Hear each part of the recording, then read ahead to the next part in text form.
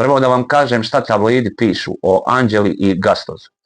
Tabloid Srbija danas piše: Gastoz uhvaćen u laži, isplivao snimak njegovog neverstva, dok ga je Anđela čekala, on se provodio sa drugom.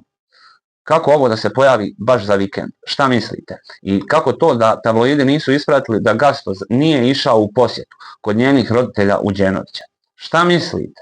Malo je čudno i to što pišu da se pojavio snimak da je Gastoz uhvaćen u laži, a prije toga tabloidi uopšte nisu pisali da je Gastoz snimljen sa nekom djevojkom. Malo je čudno i to što tabloidi pišu da se oglasio Gastoz posle tvrdnji da je prevario Anđelu i prekinuo ćutanje, poslao jasnu poruku da nije prevario Anđelu. Nije mi jasno zašto tabloidi ne pišu da li je možda Anđela prevarila Gastoza kada je ona bila u Đenovićima, a on u Beogradu.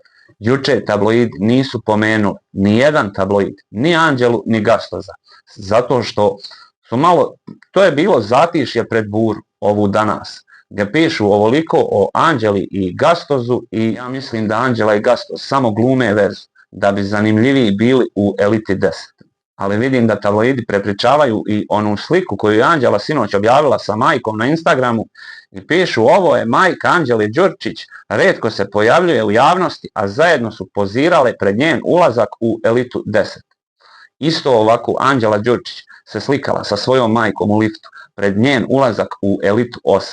Ne znam zašto Anđelna majka svaki put dolazi sa Anđelom u Beograd prije nego što će Anđela ući u reality. Ali ono što sigurno znam, Anđela i Gastoz će ući u Elitu 10 kao par. I onda će Anđela da raskine sa Gastozom i da počne vezu sa Filipom Carom.